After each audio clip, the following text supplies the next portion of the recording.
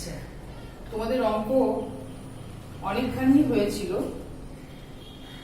আমার তো মনে হচ্ছে এখানে প্রতি ক্ষেত্রে সংখ্যাগুলিকে মানে অর্ধক্রমে সাজাও, ঊর্ধ্বক্রমে সাজাও, এগুলো হয়ে গেছিল।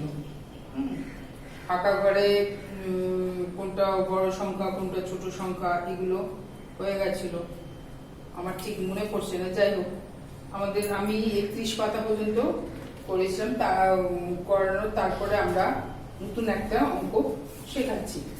ঠিক আছে, আমার অত মনে নেই, অতএব চিন্তা করারও কিছু নেই। এখানে আমরা দেখব যে 37 পাতা। 37 পাতায় কি আছে বলেছে, প্রতি সংখ্যায় অবস্থিত 5-এর স্থানীয় মান পাশের খালি ঘরে লেখো। এখানে আছে 205।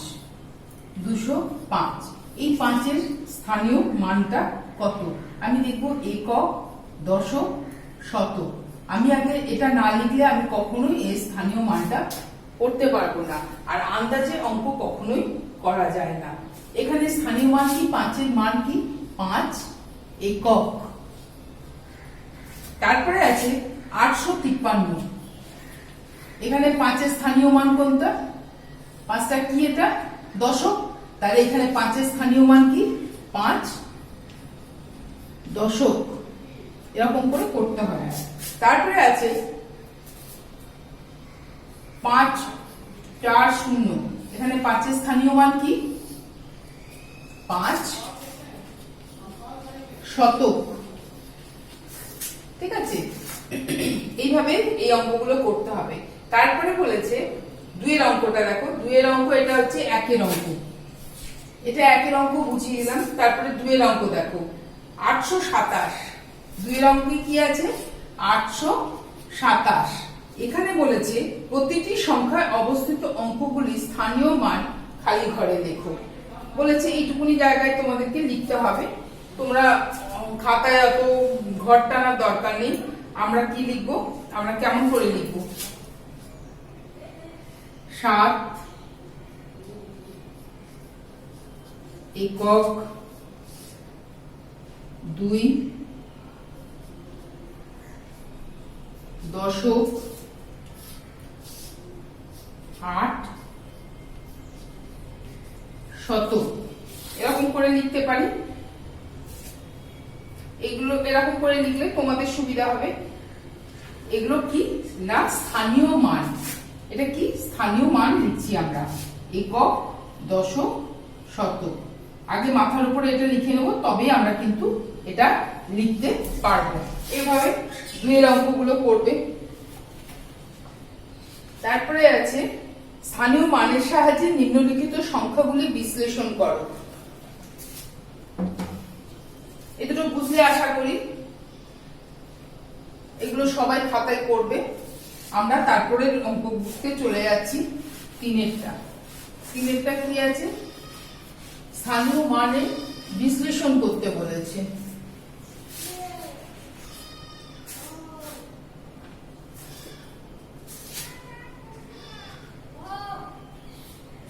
তিনের অঙ্ক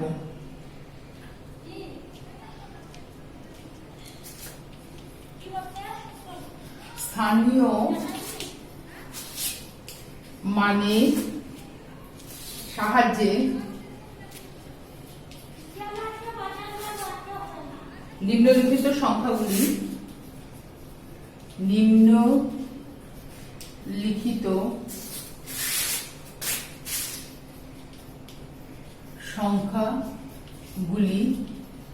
বিশ্লেষণ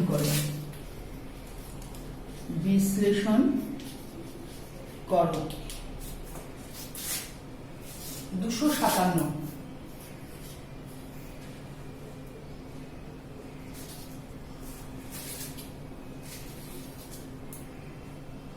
আমরা প্রথমে 2-এর সঙ্গে কত গুণ করলে 200 হবে? 100 গুণ করলে কি হবে? 200। এটা হলো। তারপরে 5 একক, দশক, শতক। প্রত্যেকে মাথায় কিন্তু লিখে নিতে হবে, তাহলে আমাদের কোনো মতেই ভুল হবে না। 5 দশক। 5-এর কত গুণিত করব? 5 10-এ 50। তাহলে 5 গুণিত 10 করলাম। তারপরে কি আছে, যোগ 7 একক আছে, তাহলে 7 একে 7। এইভাবে আমরা আমাদেরকে বিশ্লেষণ করে লিখতে হবে। ঠিক আছে, এইভাবে একটা বিশ্লেষণ হলো। আমরা তোমরা এটা আগেও শিখেছো, আগের ক্লাসেও শিখেছো। কি করেছো, 200 যোগ 50 যোগ 7 এরকম করে তোমরা লিখেছিলে আগের ক্লাসে। কিন্তু এখন সেটা না লিখে ভেঙে লিখতে বলছি। কোথাও ভেঙে বিশ্লেষণ করতে বলেছে একদম, আবার কোথাও কি করেছে, এইটাকে দিয়ে দিয়েছে তোমাকে এই সংখ্যাটাকে লিখতে হবে। একবার বলেছে ভেঙে লেখো, একবার বলেছে যোগ করে লেখো। দেখো নিচেই আছে, যোগ না করে সংখ্যাটি নির্ণয় করতে বলেছে। ঠিক আছে, এখানেও সেই একইভাবে আবার দেখিয়ে দিয়েছে। তোমরা যেহেতু এটা আগের ক্লাসেই শিখেছো, কিন্তু এখানে আমি ভেঙে তোমাদেরকে দেখিয়ে দিতে বলেছে, বইয়েও বলেছে, আমিও তোমাদেরকে দেখিয়ে দিলাম। এইভাবে কিন্তু করতে হবে। আবার এখানে বলেছে, দেখো 3 নম্বরের অঙ্ক এটা, স্থানীয় মানের সাহায্যে নিম্নলিখিত সংখ্যাগুলি বিশ্লেষণ করো বলেছে। আর এখানে বলেছে বিশ্লেষিত রূপ থেকে সংখ্যাটি নির্ণয় করো। 4 নম্বরে কি বলেছে, বিশ্লেষিত রূপ থেকে সংখ্যাটি নির্ণয় করো।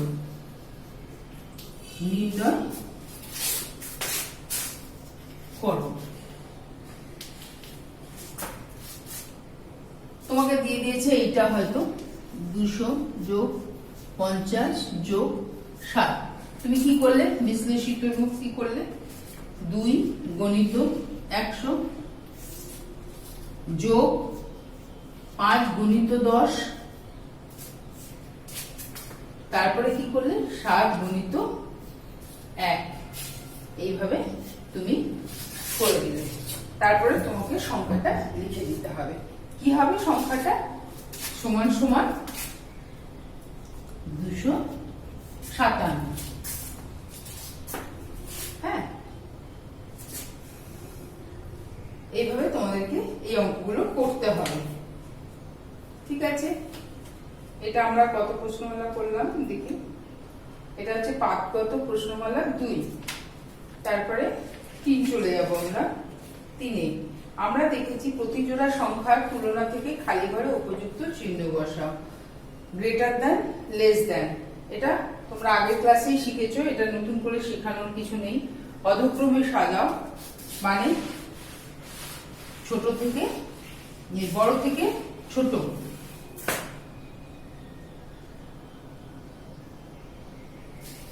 আর ঊর্ধ্বক্রমে হচ্ছে ছোট থেকে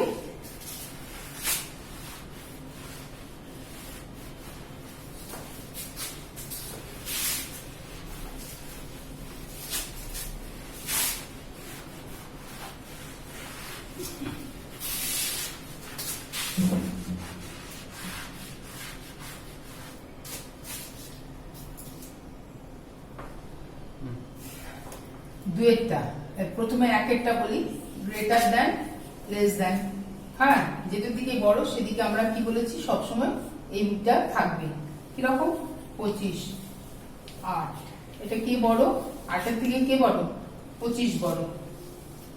ঠিক আছে, এরকম করে তোমরা লিখবে। এটা তোমরা আগেও শিখেছো, কেজি ক্লাসে তোমাদেরকে এটা গ্রেটার দ্যান, লেস দ্যান হ্যাঁ শেখানো হয়েছিল। আমরা সবসময় বলেছি যে এই মুখে সবসময় কি থাকবে, বড় দিকে, বড় সংখ্যার দিকে মুখ করে থাকবে। ঠিক আছে, এটা তোমরা সবাই করে নেবে। তারপর হচ্ছে 1 নম্বরের এটা। 2 নম্বরে কি আছে না, অধক্রমে সাজাও। অধক্রমে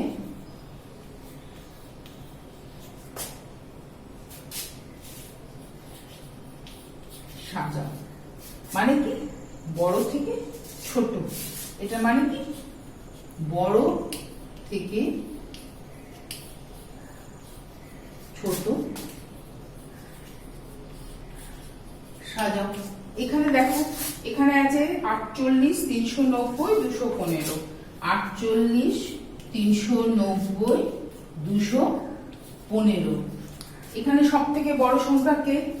390। তারপরে কে আছে? 215। তারপরে কে আছে? না 48। এরকম করে সাজাতে হবে অধক্রমে। এবার ঊর্ধ্বক্রমে কোনটা বলেছে? ছোট থেকে বড়, ঠিক উল্টোটা। 3 নম্বরে হচ্ছে ঊর্ধ্বক্রমে সাজাও।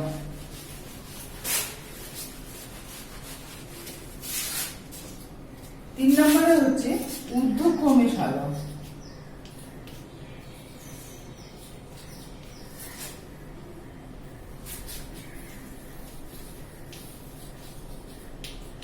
ঊর্ধ্বক্রমে সাজাও। এখানে কি আছে? 834, 76, 390।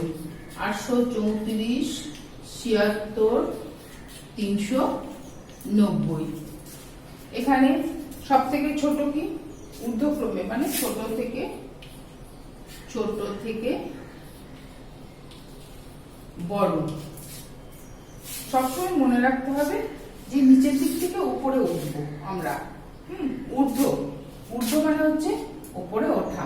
তাহলে এখানে সব থেকে ছোট সংখ্যা কে? 76। তারপরে কে আছে? 390। 390। তারপরে কে আছে? 834। এটা তোমাদেরকে সবসময় আগে ভালো করে বুঝে তারপরে করতে হবে। যদি বুঝতে না পারো বারবার জিজ্ঞাসা করো। জিজ্ঞাসা করে আগে মানেটা জানো, তারপরে অঙ্কটা করবে। একবার অঙ্ক করার পরে বারবার মিলিয়ে দেখবে যে আমার ঠিক হলো কিনা। ঠিক আছে? সবাই কিন্তু মন দিয়ে অঙ্ক করবে। এইটার সঙ্গে সঙ্গে তোমরা অঙ্ক তো করছোই, সেই সঙ্গে তোমরা কিন্তু নামটা প্রত্যেক দিন এক ঘরে করে নামটা লেখো যতটা পারো। প্রথমে 2, তারপরে 3, তারপরে 3, 4, এরকম করে প্রতিদিন তোমরা কিন্তু নামটা লিখতে থাকবে। এখানে দেখো পাঠগত প্রশ্নমালা হচ্ছে 4, পাতা হচ্ছে 45 পাতা। এখানে বলেছে এক অঙ্কের ক্ষুদ্রতম সংখ্যা। ক্ষুদ্রতম মানে কি? ক্ষুদ্রতম মানে হচ্ছে ক্ষুদ্রতম সংখ্যা মানে সব থেকে ছোট সংখ্যা। মানে কি?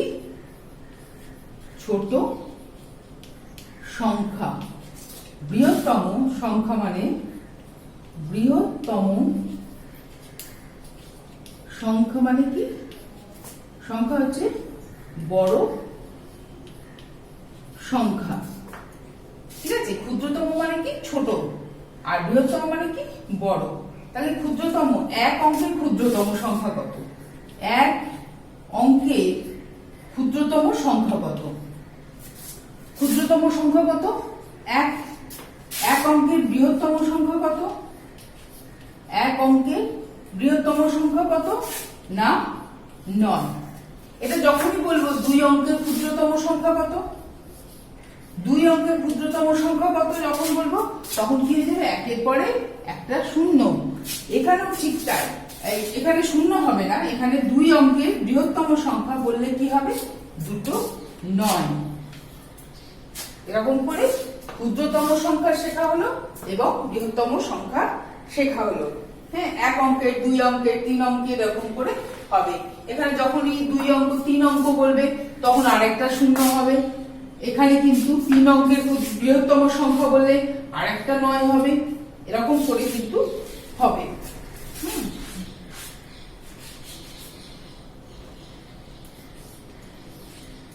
3 অঙ্কের ক্ষুদ্রতম সংখ্যা, এটা হচ্ছে 3 অঙ্কের বৃহত্তম সংখ্যা।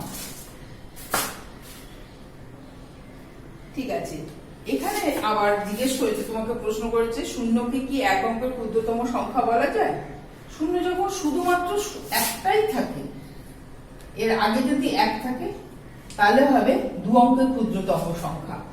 কিন্তু যখন শুধু শূন্য একাই থাকবে, এর কিন্তু কোনো মূল্য নাই। শূন্যর কোনো কিন্তু মূল্য নাই। যখন সেই কোনো সংখ্যা ডান দিকে বসবে তখনই কিন্তু তার মূল্য থাকবে। যখন সে বাঁ দিকে বসবে তখন তার কিন্তু কোনো মূল্য নাই। ঠিক আছে? এখানে যদি বলি 0 1 মানে কি? শুধু একই বলবো আমরা, শূন্যর তাহলে কোনো মানে নাই।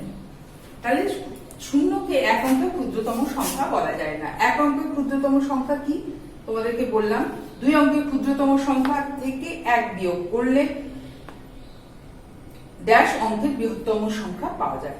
দুই অঙ্কের ক্ষুদ্রতম সংখ্যা থেকে এক, দুই অঙ্কের বৃহত্তম ক্ষুদ্রতম সংখ্যা কত? 10। তাহলে এক বিয়োগ করলে কত পাওয়া যাবে? 9 পাওয়া যাবে। তাহলে এটা কত? এক অঙ্কের বৃহত্তম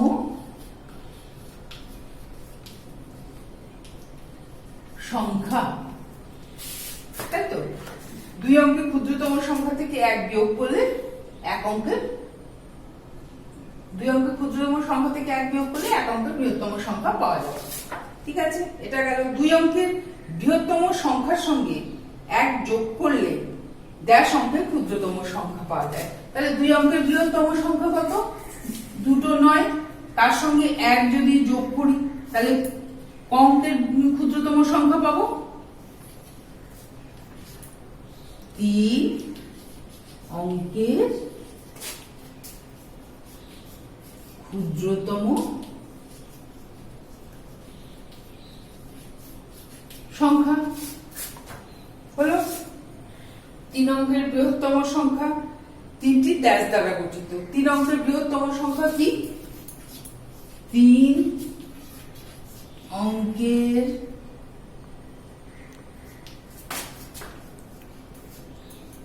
বৃহত্তম সংখ্যা তিনটি কি হবে? 9। এই গেল 3 অঙ্কের। এবারে 3 নাম্বারেরটা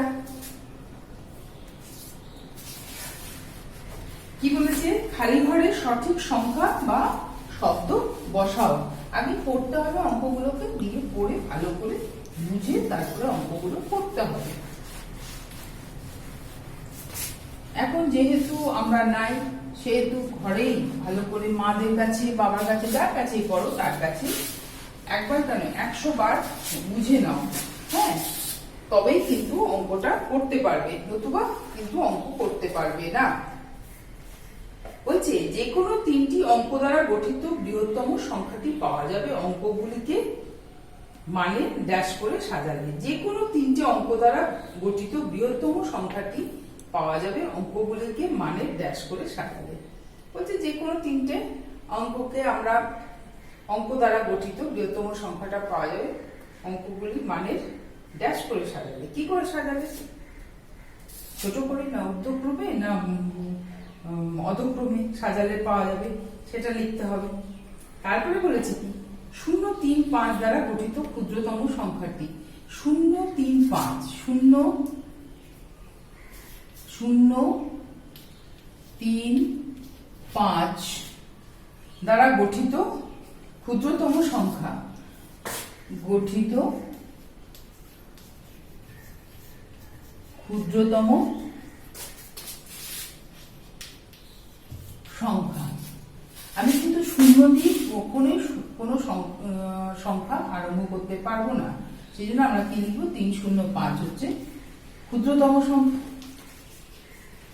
যদি এটাকে বলা হতো বৃহত্তম সংখ্যা বার করতে, তখন কি হতো? 5, 3, 0 লিখতে পারতাম আমরা ক্ষুদ্রতম সংখ্যা।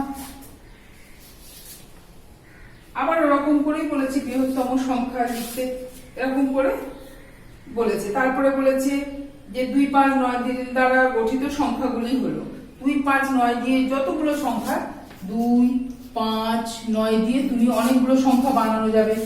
আমি 2, 5, 9 লিখতে পারি, 5, 2, 9 লিখতে পারি, 9, 2, 5 লিখতে পারি, তারপরে 5, 9, 2 লিখতে পারি, 2, 9, 5 লিখতে পারি। এরকম করে আমাকে আগে সংখ্যাগুলো নিতে হবে, তার মধ্যে কে ছোট কে বড় সংখ্যা সেটা লিখতে হবে। এরকম করে সব অঙ্কগুলো তোমাদেরকে করতে হবে।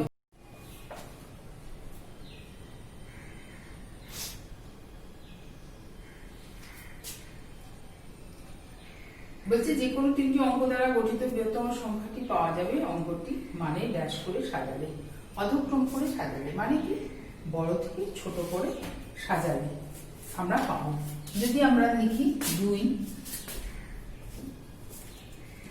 3টে সংখ্যা লিখছি, এই 3টে সংখ্যাকে আমি লিখতেই পারি 9, 5, 2। এটা হচ্ছে কি বড় সংখ্যা, হ্যাঁ এটা কি বড় সংখ্যা। তো যে কোনো 3টে অঙ্ক, যে কোনো 3টে আমি অঙ্ক নিয়েছি, আমি 1, 2, 3ও নিতে পারি। 1, 2, 3 যদি নিই তাহলে 3, 2, 1 হচ্ছে বৃহত্তম সংখ্যা। তাহলে কি করলাম আমরা বড় থেকে ছোটতে গেলাম মানে কি অধক্রমে আমরা কি করলাম এটাকে সাজালাম। আমি এটা বলতে বলতে এখানে চলে এসেছিলাম, সেই জন্য তোমাদেরকে 1 নম্বরের অঙ্কটা বললাম, শেষে বললাম। ঠিক আছে, খুব ভালো করে মন দিয়ে অঙ্ক করবে। বারবার বলছি তোমরা মন দিয়ে অঙ্ক করবে। এরপরে তো আমরা দেখতে পাবো যোগ বিয়োগ আছে, তোমরা খুব ভালো যোগ বিয়োগ করতে পারো আমি জানি। অনেকেই তো 100তে 100 পেয়েছি দিতে, কিন্তু এবারে আরো ভালো করে করতে হবে, কারণ এখানে অনেক রকম অঙ্ক আছে ছোট ছোট। এবারে তো আর ইংরেজিতে অঙ্ক নেই, শুধু বাংলাতে। এখানে দেখো সমগ্র পাঠ ভিত্তিক প্রশ্নমালা 1, 47 পাতার অঙ্ক।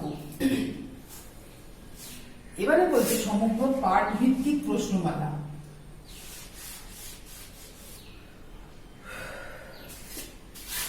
প্রশ্নমালা সমগ্র পাঠ ভিত্তিক প্রশ্নমালা 1, পেজ নাম্বার হচ্ছে 47। 47 পাতায় আমরা কি দেখবো, আমরা নিম্নলিখিত সংখ্যাগুলোকে কথায় লিখতে বলেছে, তোমরা কথায় লিখতে পারো। তারপরে আছে অঙ্কে লেখো, অঙ্কে লিখতে পারো। তারপরে বলেছে কি 3 নম্বরের অঙ্কটা কি বলেছে, বলেছে প্রতিটি সংখ্যায় অবস্থিত একক ও শতকের স্থানের অঙ্ক দুটি যোগফল নির্ণয় করো। আগে আমি জানবো যে কোনটা একক, কোনটা দশক, কোনটা শতক। আমরা কি জানি একক, দশক, শতক, এরকম করে আমাদেরকে আগে লিখে নিতে হবে, তবে কিন্তু আমরা করতে পারবো। একক আর শতক বলেছে 7 যোগ 2 সমান সমান কত হবে 9, এরকম করে করবে। তারপরে বলেছে দশকের অঙ্ক থেকে শতকের অঙ্কটি বিয়োগ করে বিয়োগফল নির্ণয় করো। এবারে বলে দিয়েছি 4 নম্বরের বলেছে শতকের থেকে দশকের অঙ্ক বিয়োগ করতে বলেছে। যদি এটা শতকের অঙ্ক হয় তাহলে দশকের থেকে বিয়োগ করতে বলেছে, কি করব 2 বিয়োগ 1 সমান 1, এরকম করে করব। প্রতিটা সংখ্যাকে উল্টে লিখতে বলেছে। যদি 5 নম্বরের প্রশ্ন আছে, প্রতিটা সংখ্যাকে উল্টো লিখতে বলেছে। 1 এটা যদি হয় অঙ্কটা, তাহলে উল্টে কি হবে 7, 1, 2 হবে তো। পরপর আমরা উল্টে দিলাম এরকম করে। তারপরে বলেছে 6 নম্বরের বলে দিয়েছে 325 থেকে 340 এর মাঝের সংখ্যাগুলো লিখতে। 325 এর পরে কি হবে, 325 এর পরে কি হবে 326, 327, এরকম করে 340 এর আগের সংখ্যা মানে 339 পর্যন্ত লিখলেই হবে, এরকম করে লিখতে বলেছে। তারপরে বলেছে কোন সংখ্যায় অবস্থিত কোন অঙ্কের স্থানীয় মান বলতে কি বোঝো। কোন সংখ্যায় অবস্থিত কোন অঙ্কের স্থানীয় মান বলতে কি বোঝো। এবারে স্থানীয় মান কি বলছি, সেই সংখ্যাটা যে স্থানে বসেছে তার মানটা আমাকে বলতে বলেছে। তাহলে যেটা যেরকম শতকের ঘরে যে হচ্ছে এখানে 2 শতক, 1 দশক, 7 একক, এরকম করে বুঝিয়ে দিতে হবে। তোমাদেরকে এখন অত মাথা খারাপ করতে হবে না। কোন অঙ্কের প্রকৃত মান বলতে কি বোঝো, অত তোমাকে প্রকৃত মান সেই অঙ্কের সেই মানটাই। যেমন এখানে যদি 2, 1, 7, এখানে আমি বলেছি একের প্রকৃত মান কত। একের প্রকৃত মান কিন্তু একই। স্থানীয় মান চেঞ্জ হতে পারে, কিন্তু প্রকৃত মান কখনোই চেঞ্জ হয় না বা পরিবর্তন হয় না। 8, 9, 7, 8, 9 না করলেও হবে। 7, 8, 9 নিয়ে মাথা খারাপ করার দরকার নেই, এখনই তোমাদেরকে মাথা খারাপ করতে হবে না। তারপরে বলেছি কি 8 অঙ্কটি স্থানীয় মান নির্ণয় করো। আমরা আগেই বলেছি স্থানীয় মান নির্ণয় করো, শেখানো হয়েছে। যখনই কথায় লিখছো তখনই তোমরা স্থানীয় মানটাও করতে পারছো, কারণ তুমি একক, দশক, শতক যখনই শিখবে তখনই তো লিখতে পারবে। অতএব এখানে বলেছে 8 এর স্থানীয় মান কত, এখানে 8 এর স্থানীয় মান 10 নম্বরে বলেছে 8 এর স্থানীয় মান 8 এর স্থানীয় মান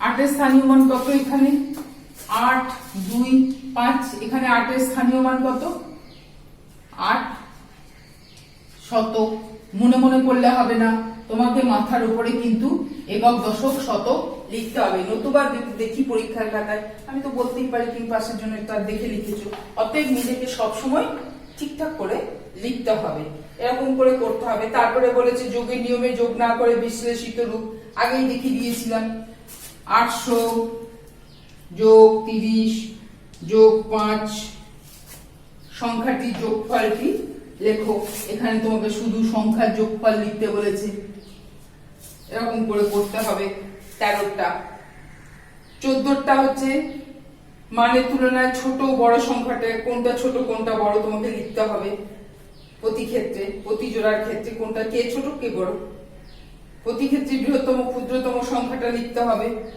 তারপরে একযোগে ব্যবহার করে ক্ষুদ্রতম বৃহত্তম সংখ্যা নির্ণয় করতে হবে এখানে আগে সংখ্যাগুলো করতে হবে তৈরি করতে হবে তারপরে তোমাকে ছোট সংখ্যা বড় সংখ্যা লিখতে হবে ঠিক আছে এই গেল তোমাদের সমগ্র পাঠভিত্তিক প্রশ্নমালা 1 এর সমস্ত অঙ্ক আজকে এই পর্যন্তই তোমরা সবাই করবে এর পরের দিন আমি তোমাদেরকে এখান থেকে প্রশ্ন করে দেব কিছু প্রশ্ন দিয়ে দেব তোমরা বাড়িতে ওটা পরীক্ষার মতো করে করবে ঠিক আছে আজকের মতো এই পর্যন্তই বাই